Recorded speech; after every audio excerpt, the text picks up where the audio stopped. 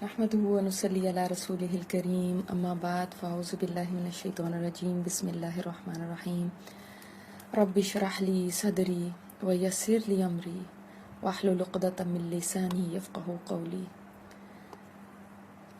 اللهم انفعنا بما علمتنا وعلمنا ما ينفعنا وزدنا علما اللهم إنا نسألك علما نافعا وعملا متقبلا ورزقا طيبا آمین یا رب العالمین۔ شروع کرتے ہیں، ہماری جو سیریز چل رہی تھی اس کو کنٹینیو کرتے ہیں، اور اللہ تعالیٰ سے دعا بھی ہے اس کو شروع کرنے سے پہلے سابقون الاولون میں ہونے کے لیے کہ اللہ ہمیں نیکی کے ہر موقع میں آگے بڑھنے والا بنا دینا، ہر موقع میں متقین کے امام ہمیں بنانا، یا اللہ نیکی کے کاموں میں آگے بڑھنے والا بنانا۔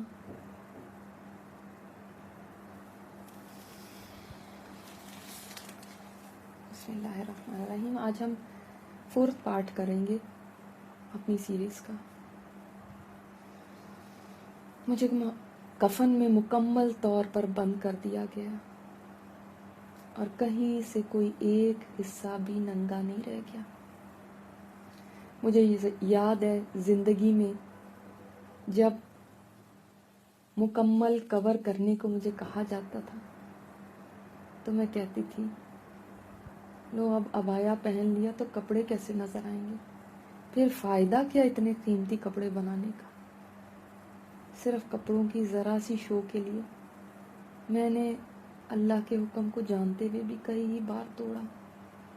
اب بھی تو دیکھو، سفید چادروں میں سر سے پیر تک ڈھکی ہوئی ہوں۔ اب کیا شو ہے میری، اور کہاں کی شو ہے؟ ہمیشہ کے لیے اب یہی ایک لباس ہے۔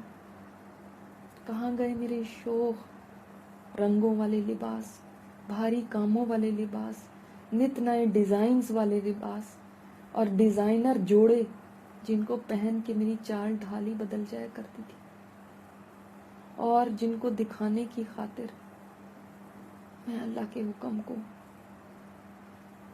خاطر میں نہیں لاتی تھی، پرواہ نہیں کرتی تھی۔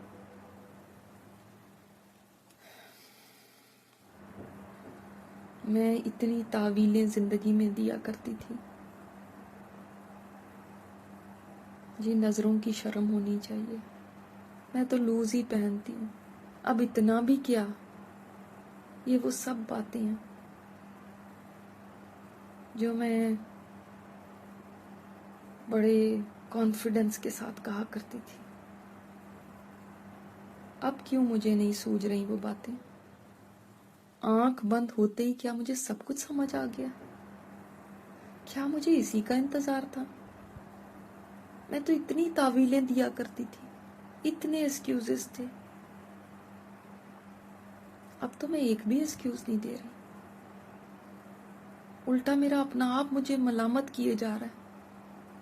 میں اپنی دوستوں کو الزام نہیں دے سکتی جن کو امپریس کرنے کے لیے میں خوبصورت لباس پہن کے باہر نکلتی، مکسڈ گیدرنگز میں اتراتی پھرتی تھی۔ میں اس میں اپنی دوستوں کو کچھ نہیں کہوں گی، میں خود ہی قصوروار ہوں۔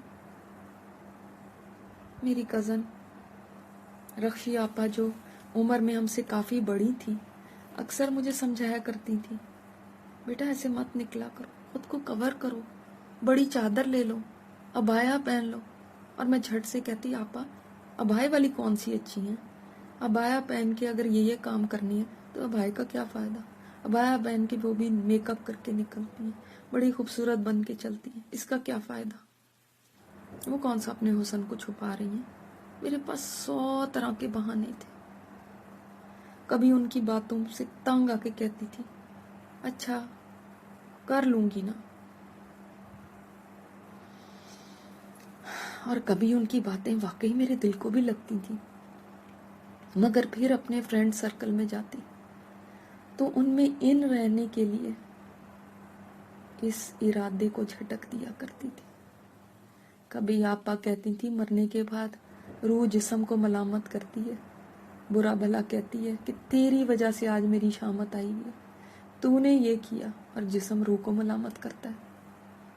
یہ بات اب مجھے سمجھ آ رہی ہے کہ کیسے میں خود کو ملامت کر رہی ہوں اس جسم کی وجہ سے. اس کو جو بننے سنورنے اور خوبصورت لگنے کا اور پھر اس کو خوبصورتی کی نمائش کرنے کا جو شوق تھا، اس نے مجھے برباد کر دیا.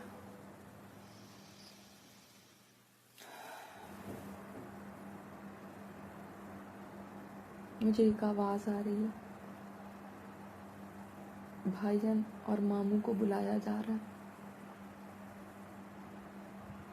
تمام خواتین بھی جمع ہو گئی ہیں اور بڑی احتیاط سے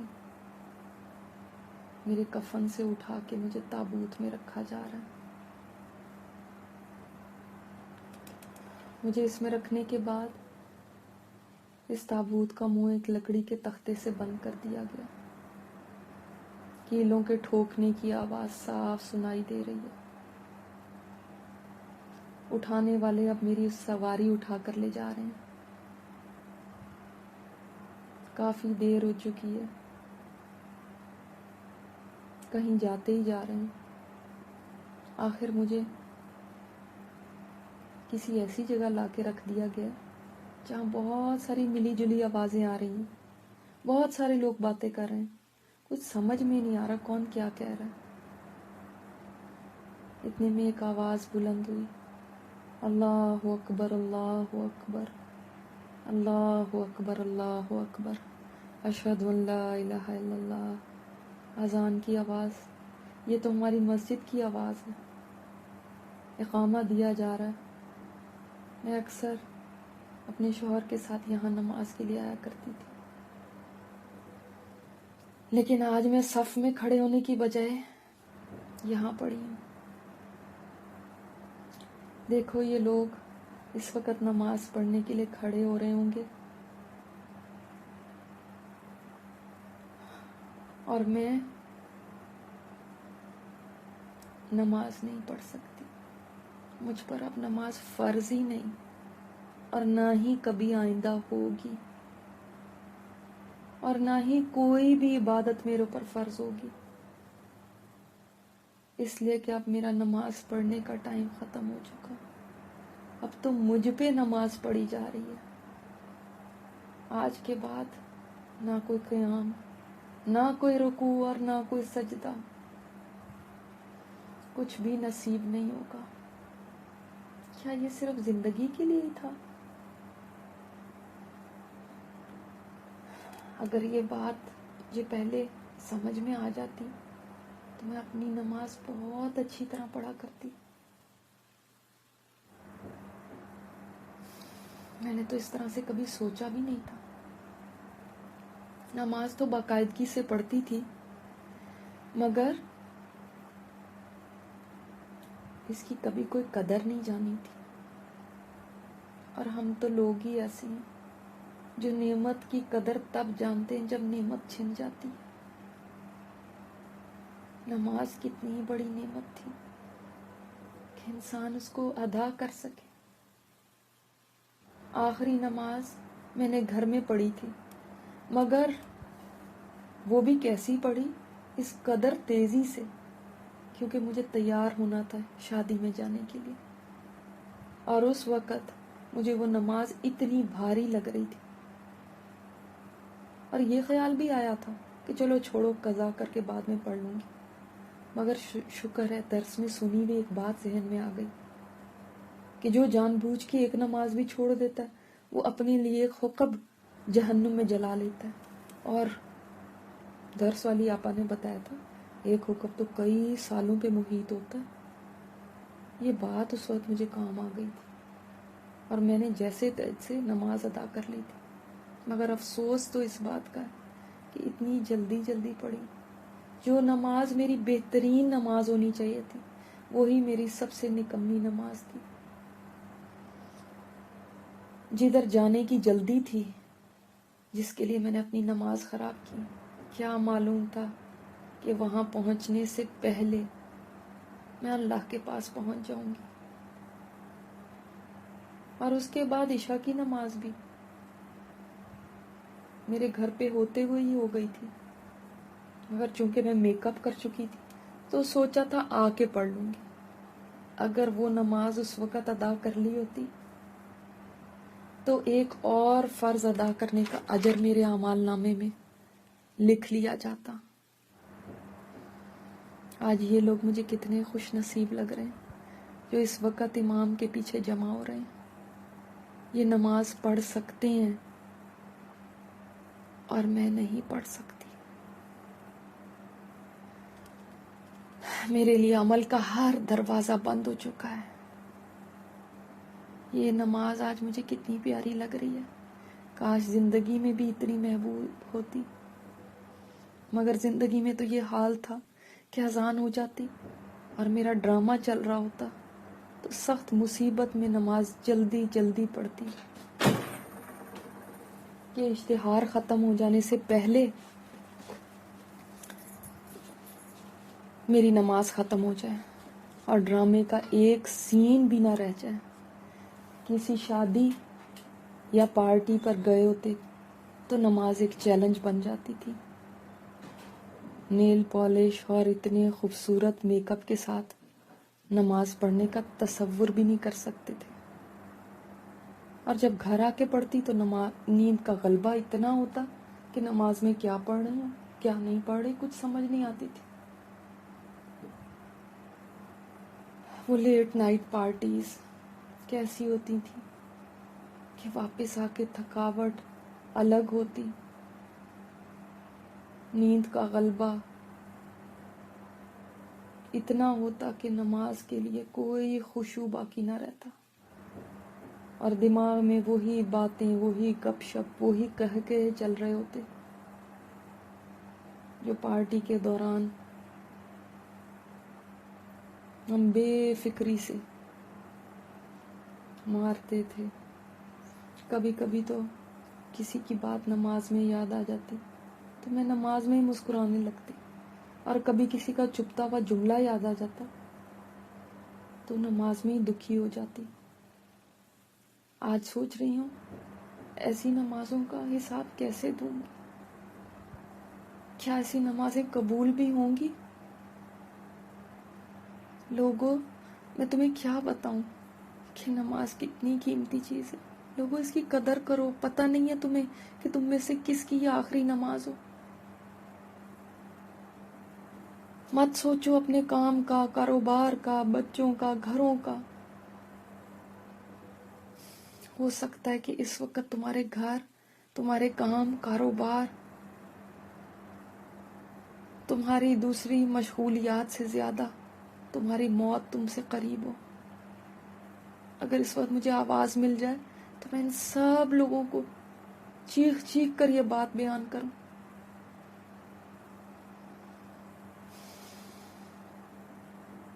دیکھ لو، شاید اللہ نے میری سن لی۔ امام صاحب یہی بات لوگوں سے کہہ رہے ہیں۔ وہ کہہ رہے ہیں ایسے نماز پڑھو جیسے یہ تمہاری آخری نماز ہو۔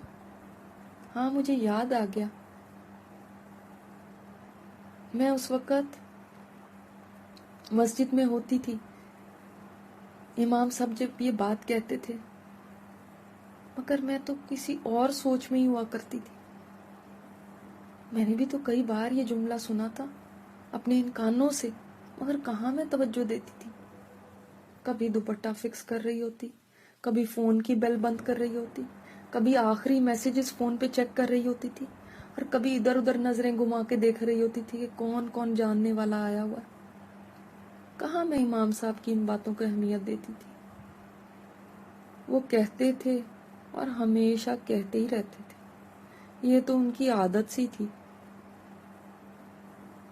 مجھے آج ایسا لگ رہا ہے جیسے یہ جملہ میں نے پہلی بار سنا ہے، یا شاید پہلی بار غور سے سنا ہے، یا پہلی بار شاید مجھے یہ احساس ہوا ہے کہ یہی تو سب سے ضروری بات ہے نماز میں یاد رکھنے کی، اور یہی تو دنیا کی سب سے بڑی حقیقت ہے کہ پتہ نہیں اگلی نماز نصیب ہو یا نہ ہو، موت تم سے اتنی قریب ہے۔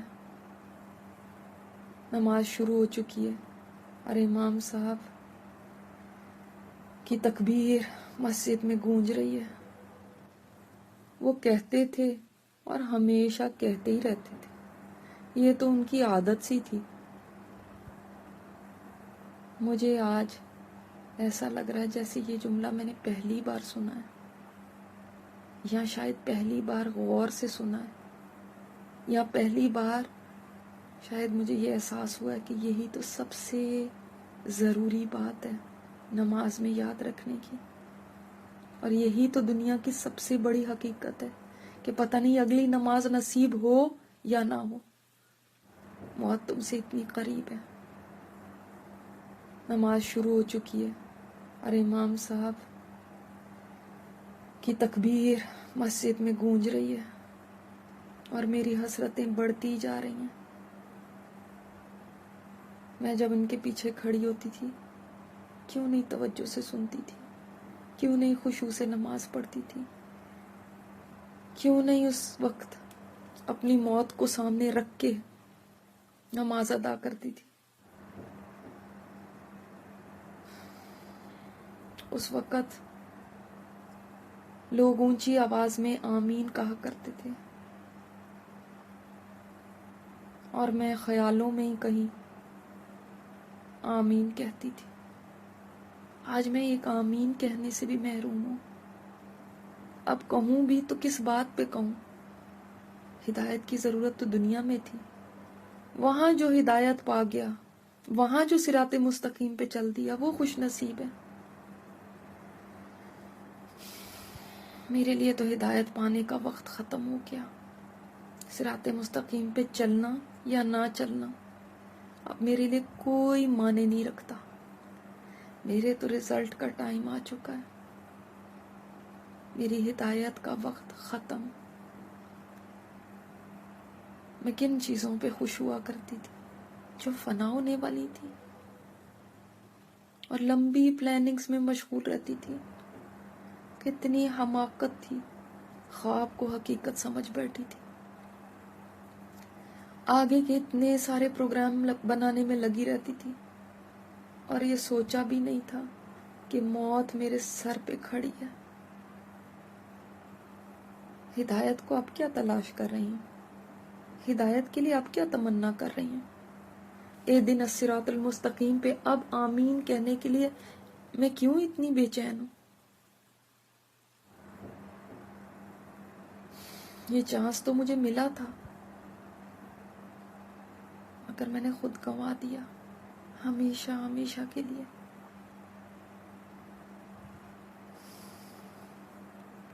اور زندگی میں تو کبھی مجھے ایسا شوق نہیں تھا کہ ہدایت پانے کا شوق ہو، ہدایت پہ چلنے کا شوق ہو۔ اب اچانک سے یہ شوق پیدا ہو گیا۔ اس وقت تو مجھے ہدایت کا سوچنے کی فرصت بھی نہ تھی، کچھ کر لیا، کچھ چھوڑ دیا، نہ پوری ادھر تھی نہ پوری ادھر تھی۔ ہدایت کا کب سوچتی؟ کپڑوں، فیشن، پارٹی، سہیلیوں سے فرصت ملتی تو کبھی سوچتی۔ اے دنیا، تیرا دھوکہ کتنا بڑا ہے کہ انسان اپنی ہمیشہ کی زندگی بھی تیرے پیچھے داؤ میں لگا بیٹھتا ہے۔ اور جب تجھے چھوڑ کے رب کی طرف روانگی ہوتی ہے تب ہوش آتا ہے، لیکن تب تک انسان سب کچھ ہار چکا ہوتا ہے، اس کے ہاتھوں میں کچھ بھی باقی نہیں ہوتا۔ اس نے زندگی تو داؤ پہ لگا دی، اب کیا رہ گیا؟ میں کتنی بدلی بدلی باتیں کر رہی ہوں، یہ تو وہی باتیں ہیں جو آپا کیا کرتی تھی۔ میں حیران ہوں آج میں کیوں کر رہی ہوں؟ وہی باتیں آج میں کیوں کہہ رہی ہوں؟ فرق بس اتنا ہے کہ آپا ان باتوں کو زندگی میں ہی جان چکی تھی، ان کو زندگی میں شعور مل چکا تھا، اور مجھے زندگی ہارنے کے بعد ملا ہے۔ لوگ نماز سے فارغ ہو چکے ہیں، امام کے سلام پھیرنے کی آواز کے ساتھ ہی باتوں کی آوازیں آنے لگی، اور لوگوں ذکر تو کر لو، لوگوں آیت الکرسی تو پڑھ لو، लोगों तस्बीहात तो मुकम्मल कर लो। मैं ये तस्बीहात बाकायदगी से किया करती थी, और आज मुझे ऐसा लग रहा है कि मैंने ज़िंदगी में जितनी बातें की थी उन सब को जमा कर लिया जाए तो ये तस्बीहात उनमें से मुझे सबसे ज़्यादा प्यारी हैं। यही सबसे अच्छी चीज़ थी जो मैंने कही। अम्मी शुरू से ही हमें नमाज और तस्बीहात वगैरह का बहुत ज़ोर देती थी। हमें ऐसी आदत डाल दी थी नमाज की कि हमारी गुट्ठी में पड़ गई थी। अम्मी ज़्यादा दीन तो नहीं जानती थी, मगर रस्मी दीनदारी के सारे कामों की पाबंद थी। उन्होंने डंडा पकड़ के हमसे ये पाबंदी करवाई थी, वरना आज मैं नमाज के भी बगैर होती। माइक पे इमाम साहब मेरा नाम ले रहे हैं। एक सिस्टर हैं, अब हम उनका जनाजा पढ़ेंगे। हमारी मस्जिद में आया करती थी और मसले मसाइल पूछा करती थी। उनकी ये बात सुन के मेरे दिल से पुकार उठी, या अल्लाह तो इमाम साहब की ये गवाही मेरे हक में कबूल कर लेना कि मैं वाकई मस्जिद आया करती थी। आज मुझ पे नमाज पढ़ी जाने वाली है। आज मेरी रुखसती है। एक रुखसती उस दिन हुई थी जब मैं माँ बाप के घर से ससुराल चली गई थी, और एक रुखसती आज है जब मैं दुनिया से आखिरत की तरफ जा रही हूँ। मगर पहली रुखसती के लिए हमने साल हर साल की तैयारी की थी।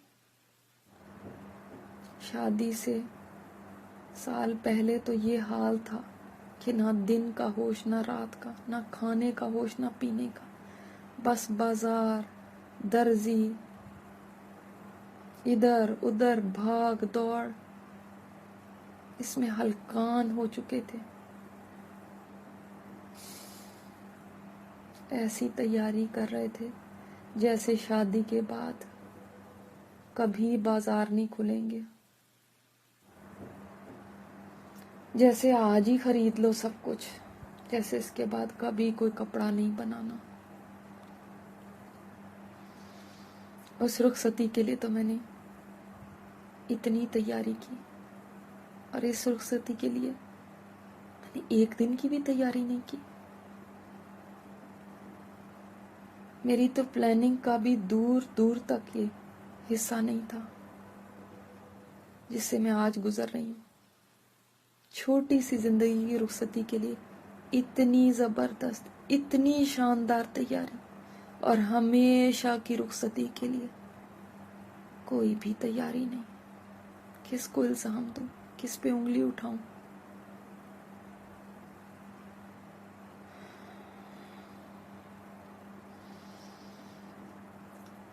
दुनिया से जो रुखसती हुई थी उसके बाद तो बाजार भी खुले थे और बहुत सारे मौके भी थे चीजें और बनाने के, लेकिन इस रुखसती के बाद तो अमल का बाजार बंद हो जाना था, और कभी भी कोई नेकी खरीदी नहीं जा सकती थी। फिर भी मैंने इसका ख्याल नहीं किया जितना मैं अपनी स्किन का, अपनी एजिंग का, अपने रिंकल्स का ख्याल करती थी। दिन में 100 दफा तो आईना देख लेती थी, अपनी स्किन का जायजा लेती रहती थी। इतनी फिक्र अगर मैंने आज के दिन की होती तो ऐसी हसरतें ना होती। तब तो मैं अल्लाह के औलिया में शामिल हो चुकी होती, और फरिश्ते गुस्ल देने में मुझे उलटते पुलटते और मेरे जनाजे में शरीक होते। मगर कहाँ ऐसा होश था मुझे।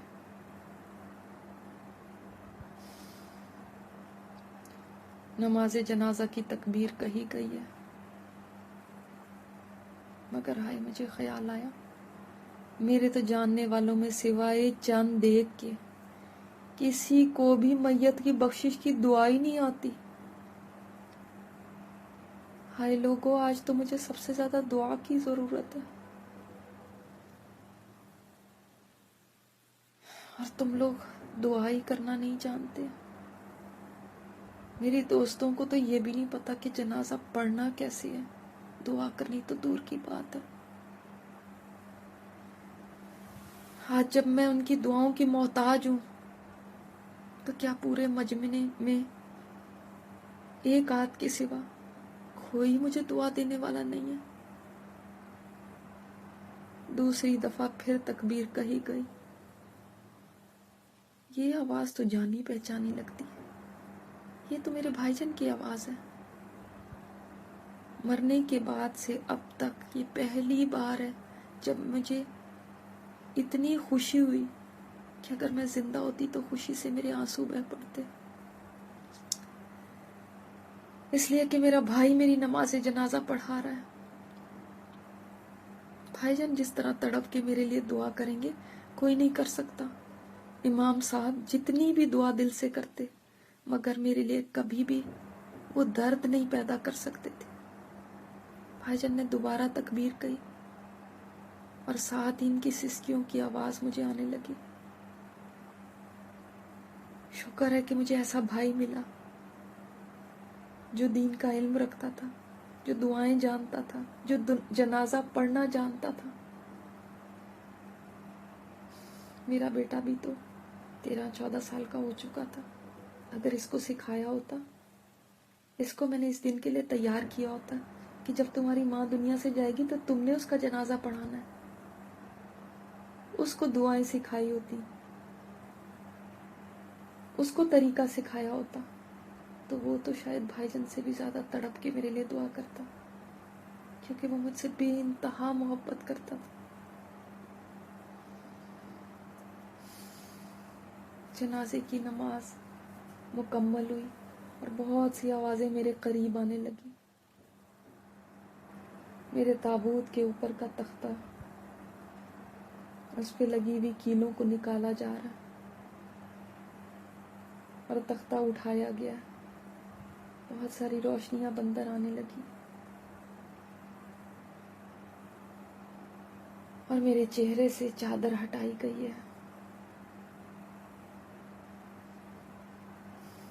बहुत सी आवाजों के बीच में मुझे अहमद की हिचकियों की आवाज साफ सुनाई दे रही है। अहमद के रोने को भी पहचानती हूँ, वो कभी किसी के आगे नहीं रोते थे, अलबत्ता कभी कभार मैं उनको दुआ करते हुए रोता हुआ देखती थी। छोटू की आवाज भी आ रही है, शायद वो भी अपने अब्बू के साथ खड़ा है।